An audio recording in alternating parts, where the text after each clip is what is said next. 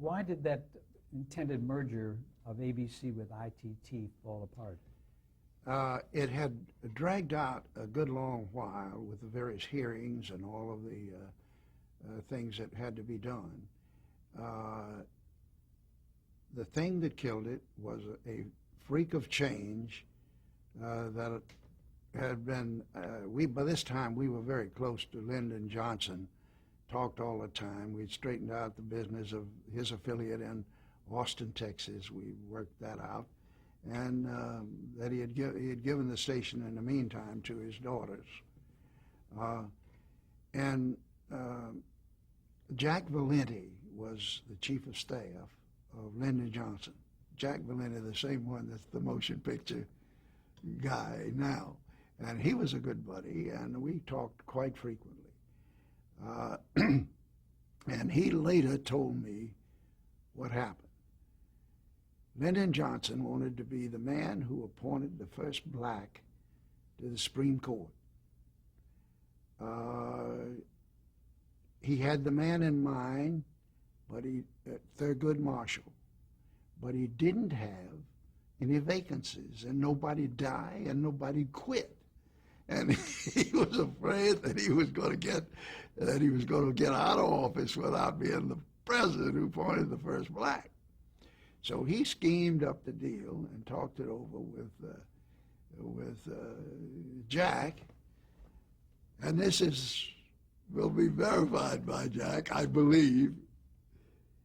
Lyndon Johnson decided to appoint Ransom Clark to be Attorney General. This would force his father, Tom Clark, to resign from the Supreme Court. and give him an opening in which he could put, this is true, but this is Lyndon Johnson. This is the kind of president he was. And he did it.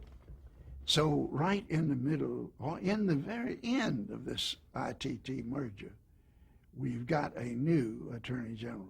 Katzenbach is gone. He was left over from John F. Kennedy. And on the term of the deal was that it was to be consummated on January the 1st. Leonard was so relaxed that he was down in the Bahamas playing tennis when he got the phone call that Ransom Clark had opposed it and had a letter in the mail saying that the Justice Department was going to oppose the merger of ITT. Well, the one thing we knew that ITT did not have a stomach to fight an antitrust hearing, and it would mean 2 or 3 more years. And a lot of money. And a lot of money. And another thing had happened here, that motion pictures were being sold right and left to television, and you needed to pay cash for motion pictures. And we were going to have to get cash from somewhere. And during that merger agreement, we couldn't move. We were $25 million short of money, 1/4, to buy pictures that were on the open market. And we had to move. So the deal was dead on the 1st of January. The other merger was, again, I get a phone call at lunch to come back to the office. Come back to the office, and Leonard Jolinson is sitting there, and he's almost pale, that Howard Hughes has offered $72.78 for all ABC stock through Goldman Sachs. And what was it at that time? 56. 56 on the close the day before. Now, where he got $72.78 at that time, it was 8 cents today, it's 10 cents. Where in the heck he got that, I don't know. But we hired White and Case, and we didn't want Howard Hughes. We just were frightened to death of him. He was going to control it. He was a recluse. He never appeared in public. He only spoke to his people over the telephone. He was eccentric as hell, and we knew, oh my gosh. But the FCC had already approved him for a license in Las Vegas. So they really were over a barrel. The same FCC was going to have to approve this guy. So we went along for 2 or 3 weeks. The end of the third week of the offer, they were to be submitted to the first national city in New York. And they would announce at 3 o'clock in the afternoon. But the bank, that was our bank, the number of shares submitted gave Howard Hughes control if the FCC approved. We were out of business. And I do not know who it was in our organization, but if we could get the chairman of the FCC to say Howard Hughes will have to appear in person at the hearings, that might do it. It did it like that. The head of the FCC said that there is no way that he can avoid appearing in person in Washington before the FCC if he's going to take over an unfriendly takeover. And he withdrew that afternoon, paid all the bills, which were $2.5 million, cash, and the deal was dead. Now then, the scene is now 1983. Who comes in and wants to buy but a station that had been started by Lowell Thomas with a young guy named Tom Murphy called Capital Cities. They had one station at the start. That was Albany, New York. They had grown to a point that they were in a position to look to bigger investments. Stations had made money. They had upgraded. They'd gotten Philadelphia, Hartford, Houston, Kansas City, and they were strong. With ours, they were much stronger. They were made to know that they had to have $3 billion and that it would take $500 million in cash, and the deal would be all cash, meaning they would have to raise $2.5 billion above $500 million cash. That $500 million was going to be equity. Who they got? Warren Buffett of Omaha.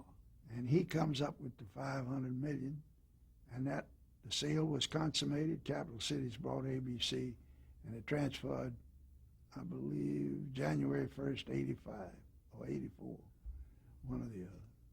And we all walked away, and that was the end of the board, the end of everything. And they took over, and they did a wonderful job. And incidentally, the $3 billion, I believe, the $500 million that they paid at that time, cash, Buffett himself took out $4 billion. 10 years later to the day, they bought it in 1994. How much did he take out? $4 billion. $4 billion. 8 times. Fantastic. Now I shouldn't be putting this on a matter of record because it is all a matter of record. But the essence of what I'm telling you is true. It may not be exactly those numbers, but it's essentially that. Fascinating. Let's talk now about some of the ABC executives that were with you at that time. First of all, I have Fred Pierce, who had originally worked under you in the research department. That's right. He was a protege of Ollie Trey's. His first job out of college was with a bank. He was a numbers, a figures man, a statistician, and a bright, brilliant guy. He was not the Ivy League type. He was a big, huge hulk of a guy, and was obviously one of the real big comers within the ABC operation. Howard K. Smith. Howard K. Smith went to Tulane University. He was he was in the news department. He was a very straight shooter. He was a Southerner. He had a commentating program on all the time, I think once a week, and was very prominent in our news department. Was a brilliant, brilliant thinker and a superb writer. Just after Richard Nixon lost, I believe, to to Brown for governor in 1962, 2 years after he had been defeated by John F. Kennedy, he lost to Pat Brown for governor. And it was then that he made his famous speech, "You'll not have Richard Nixon to kick around anymore." Howard K. Smith did a half hour. It was called The Political Obituary of Richard Nixon. Well, boy, that just about brought the business side of every conservative in the nation pulled every bit of advertising office they could put. The first man that he had on that program was a guy that he had started his career off of, not Chamberlain, but what was the other guy's name? He had him on there. A news person? No. His man was accused of being a spy. Oh. And it had never been proved, but Howard had him as the lead-off guy. That was the start of Richard Nixon's really career. He is Howard K. Smith is a brilliant guy, very smart. I haven't seen him in many, many years. I don't know what his later career did. I think he probably died, didn't he? I think so. Yeah. But what I think the person we were both trying to think of was Alger Hiss. That's it. Alger Hiss was the beginning of Richard Nixon's career. So in this political obituary, which Howard K. Smith hated Richard Nixon, now, 8 years later, the man's president of the United States. We lost Kemper, Jim Kemper. Kemper Insurance was the sponsor of our news program. He refused to deliver the commercials. We ended up in a lawsuit that lasted ages on that. Walter Annenberg threatened to disaffiliate with us in Houston and Philadelphia. He didn't do it eventually, but he really wrapped us on that deal. Howard K. Smith put us in a hell of a hole. And I don't know whether it was right or wrong, but it certainly history didn't prove that the title to the thing was right. One of the other men that worked with you was Elmer Lower, who I guess was Elmer Lauer. He was Elmer brought Lauer. in by another guy, a friend of mine, Ted Shaker, who was the president of the stations. He was in I news. brought him over from CBS, and Ted brought Elmer over. I don't know whether Elmer's still living or not. Elmer and I did not get along too well. Is he in news? Yep. And we had a tug of war of the money. He didn't like my doing things like Africa. He didn't like my doing things that he thought he should have the money for. We had a bit of tug of war, and I just wasn't too clean about Elmer. Elton Rule was a fair-haired boy there, wasn't he? Leonard. He was the station manager here in Los Angeles of ABC, and had done a good job. And he was the man that they selected to replace me. I did not have too much. I had to go back 2 or 3 times to straighten out some problems that arose out of a commitment to. I had made a commitment to William Morris for 2 soap operas, and I had also produced a film called, I was hot for a film called the Monterey Festival. And they looked at the Monterey Festival, and I had left there, and they refused to run it. They thought it was ludicrous, you know. It was all this rock and roll at its very highest, and Janis Joplin, and anyway, the people that owned it got them to release it for $100,000. It grossed $14 million in the first year in the theaters. You remember Monterey Pops? That was it. And the other thing was, there was a woman named Nixon, who William Morris thought was a terrific soap opera woman. Marnie Nixon. Uh-huh. Out of Chicago. She had been with the woman out there that was the queen of all soap opera writing. At any rate, Agnes Nixon. Agnes Nixon. That's it. Yeah. Agnes, I had committed to him verbally for 2 soap operas, and they didn't want to live up to it. So I was on William Morris's side after the thing got going, and they finally said, okay, we'll put them on the air at a reduced amount. They're both still on the air. There was All My Children, and what was the other one? I can't recall, Tom. But it's on the air. They were some of the most successful soaps they ever did. But that was after my time. I didn't enjoy the goodness of that. The other program, I understand, was General Hospital. That one was the one that I mentioned earlier with Selig Seligman. Mm-hmm. He had this man and woman, I wish I could think of their names too. Who were they? Who wrote the original General Hospital? Bill Bell and his wife? He was into soap operas at that time. I don't think so. No. But they were a man and woman that did that. But that was the first one of the hospital shows, and it succeeded right almost from the beginning. Soap operas are very, very difficult to get an audience. You have to be patient and wait years. Women who are into a soap opera are very, very difficult to move to another one at the same time. And also we found out that most women that look at soap operas look at 2 of them, and they may not be necessarily on the same network or in the adjacent time periods. And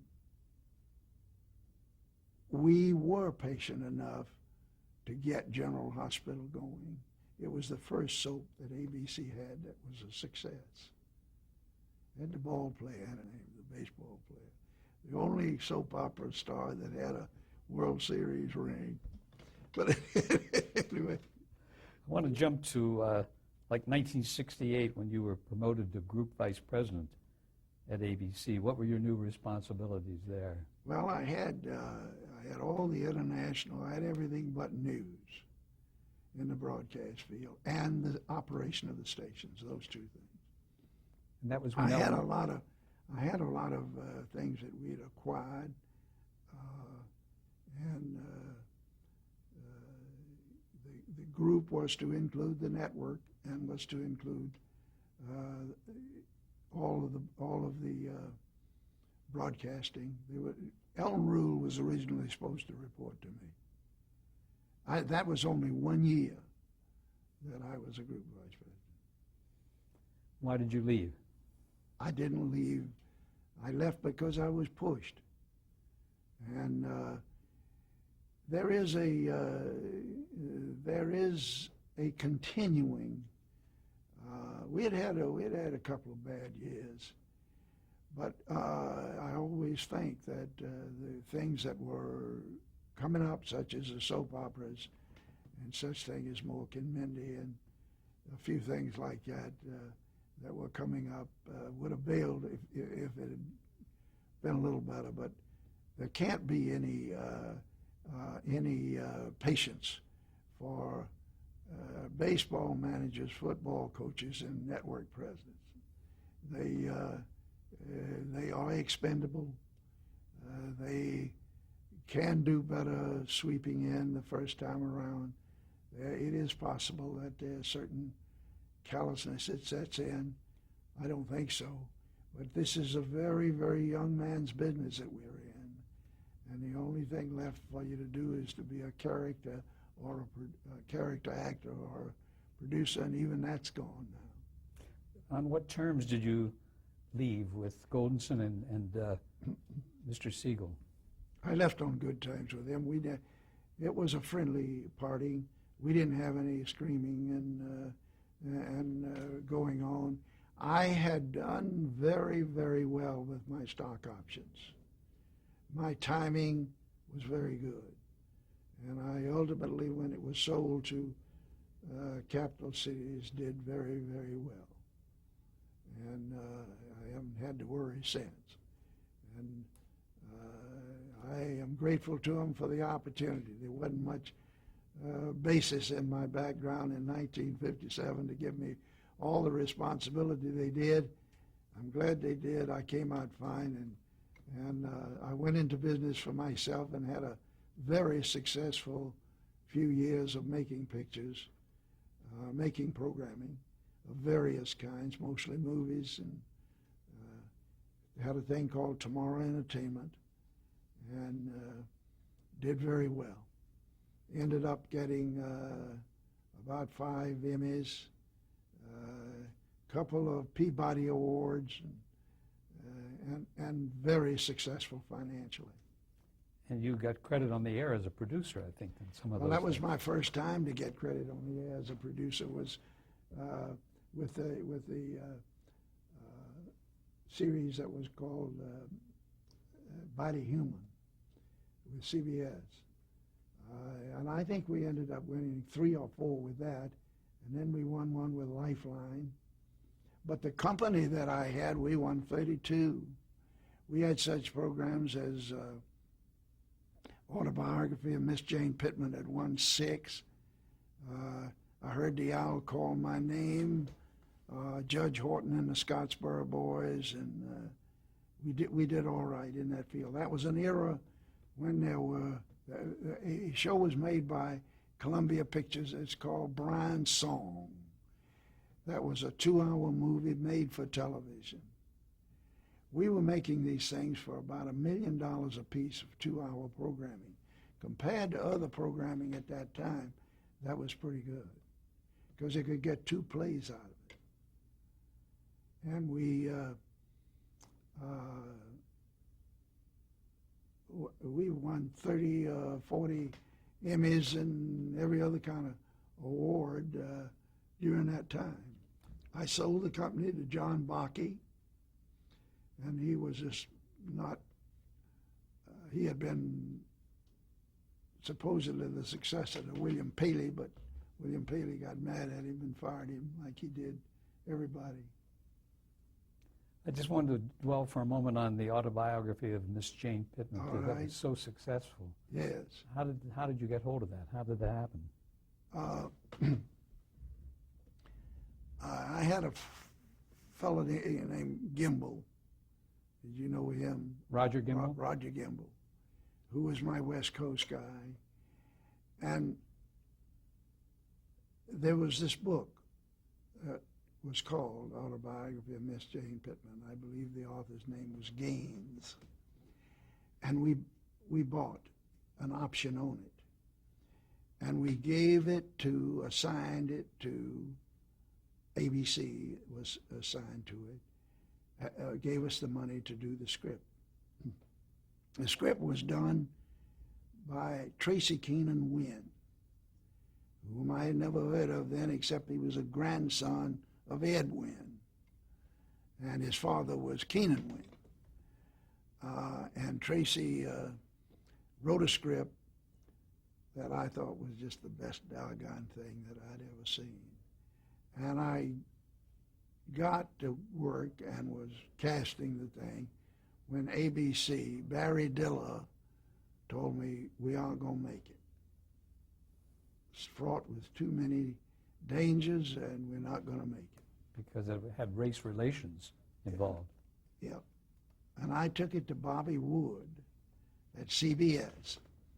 And Bobby and I started out together at 1313 North Vine, so he and I were pretty good buddies. And he says, God damn, he says, I read it, and I've just got to send it to the lawyers, and I got to send it to there and here. And he called me back and said, let's go. So in the meantime, he hired Freddie Silverman as the head of programming, and Freddie was as enthusiastic about it as I was. And they cast Cicely Tyson. CBS did. And she was magnificent in it. We made that picture for $1,200,000, and I tried to talk Bob into letting me go to 2 hours and a half. Freddie wanted to, but Bob didn't want to. It would mess up his schedule. But it won great acclaim. It is now still a classic in that it is shown in schools and colleges and everywhere else over the whole race issue. Well, that set off a line of those things that we did. We did 2 Maya Angelou pictures. We did, I heard, I know why the caged bird sings. That was Maya Angelou. And we were trying to get out of making black pictures. It had been so successful. But I mean, get out of that genre. Just don't be labeled that that's all we can do. Before Tomorrow Entertainment, though, you spent some time at Ticketron Corporation. Yes. You This was co-founded it. Well, I was working for Nixon, traveling with Spiro Agnew, and got a call from this guy that I knew, Edgar Bronfman. And he said, I've got a thing here, I want to put some money in, but I don't trust the people that have got it. Will you come look at it? So I looked at the thing, and I told him that the projections were pretty far wrong. And he asked if I would spend a year at it and sell it, get the money to get them in business. And I spent about a year and a half trying to get this the right job before I went into Tomorrow Entertainment. I went into Tomorrow Entertainment with the backing of General Electric. They put up all the money at the beginning. They later got out, and I bought it for $1. And then kept going. But the Ticketron thing was a conception whose time had not come. It was computerized tickets. You had, instead of a globe kind of vending ticket machine, your ticket didn't exist until you bought it. It print out of a computer. And it was a great conception, but you had to make a sale at 3 levels. You had to sell the people that had the product, baseball team or what have you. You had to sell the person that's going to put the terminal in, whether that's Sears, Roebuck, or who it is. And the last thing, you had to sell the public. And that was just going to take a long time. And it did take a long time. But Ticketron was merged into and is now part of the definitive ticket-making operation. But that took 20 years to get that thing going. It was a change in the culture of ticketing. It eliminated ice, which was a big problem of Broadway.